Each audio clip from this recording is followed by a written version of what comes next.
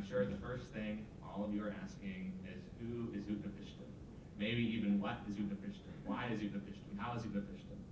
So, Utnapishtim, he's a person, character. Shockingly, his name Utnapishtim is not nearly as popular of a baby name as Noah is nowadays. But in the story of the epic of Gilgamesh following the death of his companion Enkidu, seeks out King Utnapishtim to discover the key to immortality, which Utnapishtim then reveals to Gilgamesh in a great flood story. So Utnapishtim tells Gilgamesh the story of how Enki, one of the seven Anunnaki being the primary deities of the Sumerians, warned him of a great flood that was coming and told him to build a giant ship to hold many animals, hold his whole village, to keep them from the destruction that was going to rain down on the whole world, to then start anew after the flood is over. As you can tell, this is obviously very similar to the story of Noah in Genesis. And my focus on my research was primarily on the arks themselves, the construction of the arks,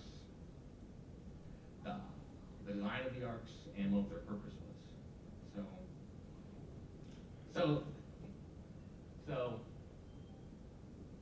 as you can tell, this is the construction as defined in Genesis 6, and then in Gilgamesh Tablet 11, which contains the story of Utnapishtim. So the story of Genesis only has 3 verses. It's not very detailed. Compared to in Gilgamesh, it's very detailed construction process, which kind of tells you something about maybe what the writers were going for. The Genesis leaves up to interpretation, which has been left up to interpretation heavily throughout the years. So one interpretation I found fascinating was what I'm going to call the cosmological theory.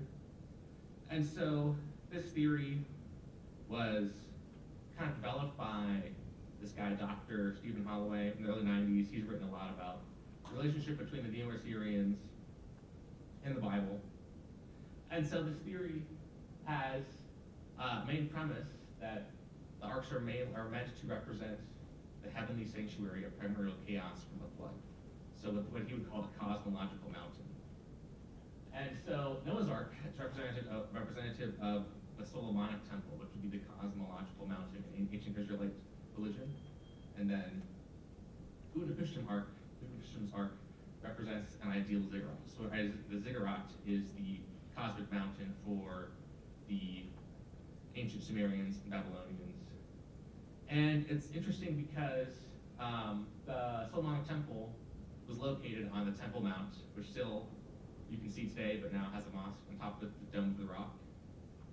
And ziggurats, as you can tell from the picture, that's the great ziggurat before that's been reconstructed. It kind of looks like a mountain. So, I mean, really throughout all of human history, the mountain has been a place where people have been thought to relate to God. And in fact, in the ziggurat, in many cultures of ancient Mesopotamia, it contained like their god, like the god of their city was often a physical representation of the god. And so there, Holloway describes 6 characteristics of the cosmic mountain. So the first one is that the architectural embodiment of the cosmic mountain is the temple. So as I said, the Solomonic temple for the ancient Israelites, and the ziggurat for Babylonians, Sumerians, Elamites, and others. And then the second tenet of his second characteristic of his theory is that the cosmic mountain is the place from which the creative waters emerge. So this term Tehom, called the deep, as you might see in Genesis 1, is a term also used in other ancient Near Eastern creation stories. And so a third is that God tells the king execute his plan, which in these two stories is to create a great ark to contain all of creation. And then, what's interesting about this is that Noah, well, Utnapishtim obviously is a king as described in the story, but Noah's more of a priestly figure. He offers sacrifice, so maybe it doesn't fit that perfectly, but he's still, by the end of the story, he's the only patriarch left on earth, so I guess in that way he could be considered a king. And then the fourth is that the temple is giver of prosperity and serves as sanctuary from the chaos outside. So in Genesis 1, famous term is the tohu vabohu, the kind of chaos present at the beginning of creation when it's formless, before the earth is created. And then the fifth one is that the loss of the temple is seen as fatal to its community. And this can clearly be seen twice in history of the Jews. The first, the Babylonian exile, when Israel was conquered by Babylon, and basically the whole Jewish nation was sent to Babylon in exile. And then after the reconstruction of the temple in 70 AD, another important event in Jewish history, when the temple was destroyed by the Romans, and then most of the Jews were exiled from Israel again, all over the Roman Empire, the Jewish diaspora. And both these events have been seminal. I mean, you can see in the Bible how important the Babylonian exile is for the Israelites in their history and kind of how traumatic it was for them. And similarly, with the writers around the time of the Second Temple being destroyed, how traumatic it was for them. And also, it seems like a kind of a sense of divine judgment that the Israelites screwed up big time. And that's one reason why some, in the Bible, in the Old Testament, that's one reason that's given for them losing their first temple. And then the sixth one is that it's the place by which humans relate to God. Like I said before, the physical depiction of the God in these ancient Near Eastern societies was extremely important. In fact, priests were basically the second most powerful group of people behind the military of the king. In these societies, like the Neo-Assyrians, were extremely militaristic. And then, really until the Persian conquering of the Neo-Babylonians, this was really an important factor. And so how does Noah's Ark fit into this model is what I researched, firstly. And the first point is that the wood from which Noah's Ark is created is called cypress wood. And this, and in the English translation, this is actually the same wood which was used to create the door to the entrance of the holy sanctuary in the Solomonic temple. So I thought this might be kind of saying that entering the Ark was kind of entering a holy place, like entering God's residence, because the sanctuary is where God was present in the temple. And the second point was that a lot of similarities between the Ark and the Ark of the Covenant. And I said that perhaps it's really an Ark of another covenant, this one being the Ark of the Covenant between God and Noah. And then, of course, the Ark of the Covenant between Moses and God and the Israelites. And this can be seen in some interesting ancient Hebrew word relations. Firstly, that the same Hebrew word for carried, when the Ark of the Covenant was carried around Jericho 7 times before its walls came down, is the same word that's used when it said that the waves of the great flood carried the Ark to the mountain where it resided, which is quite interesting. And a second relationship, Hebrew, is the same word is used. The Hebrew word for ark used for Noah's Ark is the same word used for chest, which is the cradle in which Moses was put onto the river by his mother to protect him from the Pharaoh killing all the children. So it's interesting how that his little mini ark, and a similar relationship, and this can be seen in this really interesting mosaic, which is from 4th century in the Eastern Roman Empire.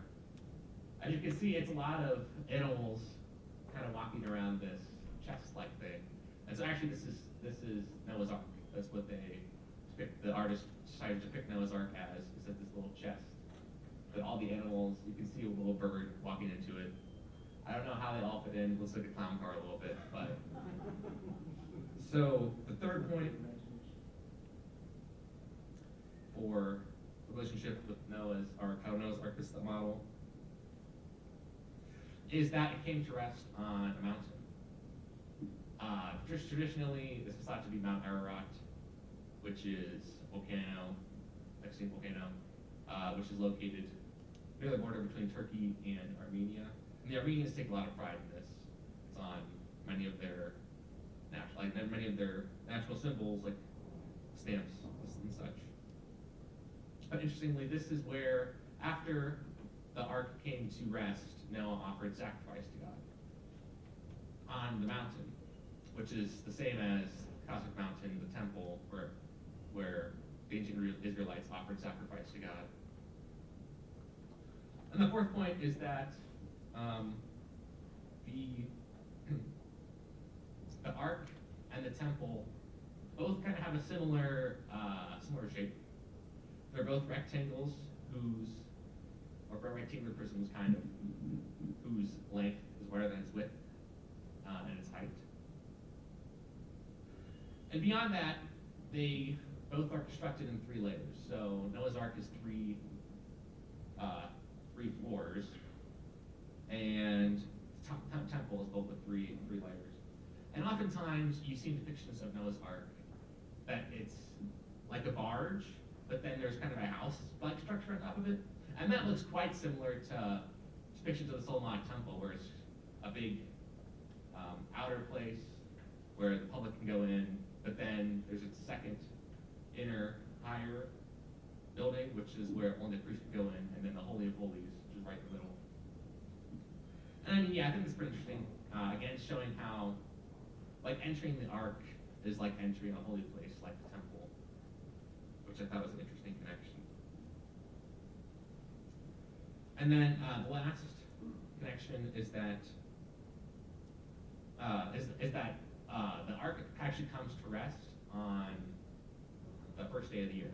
And so there was a big, in ancient Israelite religion, there was a big New Year's festival. And during this festival, they kind of celebrated the new creation that God was creating each year. And this is similar to how God says that, like, this is a new creation. In the story of Noah, like, he repeats many of the same promises or same commands he gives to Adam, repopulate, to be fruitful and multiply. And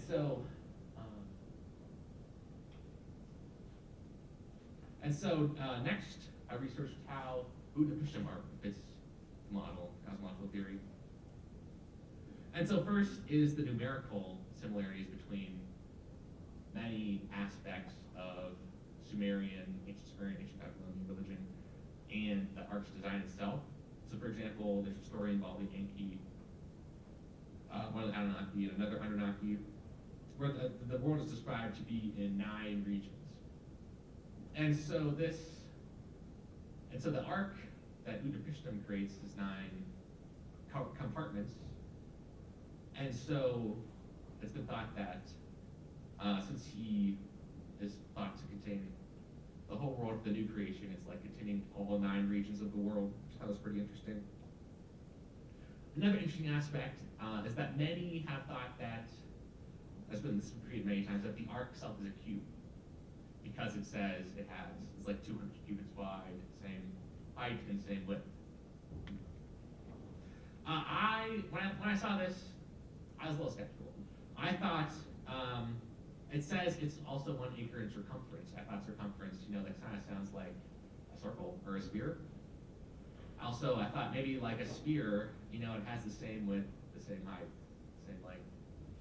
But I concluded that I kind of reject both the cube and the sphere because I don't think they really thought that way. They were before Euclid. I don't think their geometry was kind of thinking in that way. I don't think, especially using the word circumference, I don't think they're referring to circle, based on my research. But then, another numerical connection is that, and this is relating to the Anunnaki. So it's a 7-story construction of Utnapishtim's Ark. So 7 stories, 9 compartments. And so there's 7 Anunnaki, but also interestingly, ziggurats the greatest ziggurats were often constructed in 7 stories. And this can be seen in, it's actually the great ziggurat of Ur was originally in the original Sumerian times, was created in 3 stories. But interestingly, when the New Babylonians took over and they rebuilt the ruins of the great ziggurat, they rebuilt it in 7 stories. So I thought that was pretty interesting that they would redesign it to be 7 stories. And I think that's because they kind of, by that time, for such a great ziggurat, they wanted it to be kind of like an ideal design. And so for them, 7 became like an idealized number in many religions, but also for them, 7 became an idealized number for the ziggurat, which again relates to the Arks construction itself as kind of like an ideal ziggurat. And also the Great Ziggurat of Babylon itself was constructed in 7 stories, but also had equal proportions, like the Ark, with the same width and the same length, the same height, which is pretty interesting. And then one final point on this I thought was quite interesting was that the Ark in the ancient Sumerian language is referred to as the term Ekal. Forgive me for any ancient Sumerian speakers in the audience if I screwed that up. But Ekalu means palace. This is the only place that they found on any cuneiform tablets that this word palace is used to describe a boat. So I thought that was really fascinating. That is to describe a boat. Wow, how did they do that? And also the Ark itself came to land just like Noah's Ark on a mountain, this time Mount Nisir, which is in Iraqi Kurdistan, a similar area to Mount Ararat. So you might be asking, seeing as Noah's Ark only had 3 verses, is it just a boat? What's the big deal? Life going on so long about this connection. And so, I've heard that theory. I've heard people say I read articles saying that it was similar to naval architecture. But 2 points I kind of had is that the door was put specifically on the broadside, which doesn't make any sense for boats. So think about it. If you have ever seen a car ferry, they drive cars onto the bow, because if you drive them onto the side, it's not very stable. So why would he have all the, if it was actually a boat, why would God declare them, why would God let all the animals load onto one side of the boat, making it extremely unstable? That's the question I had. And then the second point was that, this is really interesting, that it was pitched inside and out. So boats, wooden boats at the time, were pitched on the outside with oil and bitumen, which is kind of like palm oil. And so this was to, obviously, to seal it from water coming in. But why would they want to pitch it on the inside? So one theory I saw was that it was pitched on the inside as well, kind of to show that it's not letting any of the water, the chaos, in, but it's also maintaining the purity of what's inside there from leaking out into the chaos. I thought that was quite interesting, and I think that's a pretty appealing theory.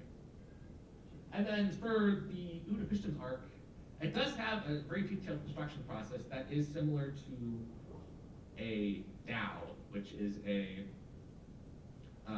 ancient Arabian stone boat which was in around biblical times, and from the Indian Ocean, often sailed. But however, it's interesting that there's so many similar connections in their construction process, but there is no archaeological evidence for what the ancient Mesopotamians boats looked like. There's some there's some description of a circular boat they use known as a kufa. But, yeah, I mean, I just don't think this is, I just think it's kind of more like a flavor, more like the artistic flavor of the writer or the storyteller, kind of trying to add some realism to the story. And so finally, what is the significance for this for Catholic intellectual tradition?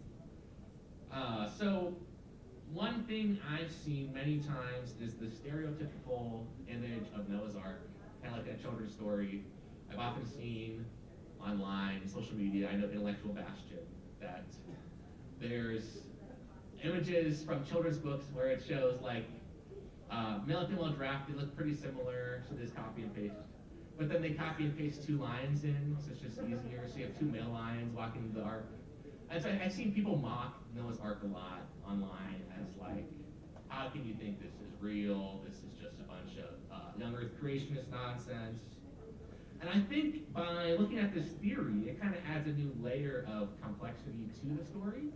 And yeah, I just think it's, it kind of adds a deeper meaning. And furthermore, it is also, I think it's a precursor to other cosmic mountains in the biblical story, especially Calvary, where Jesus offered himself as sacrifice on the cross, as the same way as Noah offered sacrifice on Mount Ararat. So in conclusion, both arcs reflect their societies, cosmological understanding, and are primarily symbolic. And the naval aspects, I think, are present just because they're part of a flood myth tradition. I mean, there are other flood myths besides these 2 all over the world, and even in ancient Sumerian tradition, there's at least 2 other flood myths, like Atrahasis is a famous one. So, thank you.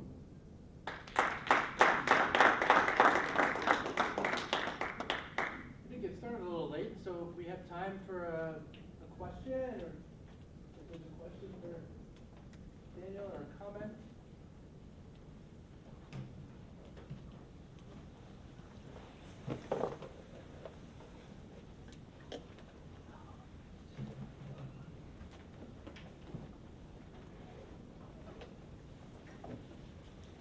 Well, thank you once again, Daniel. It was really fascinating research.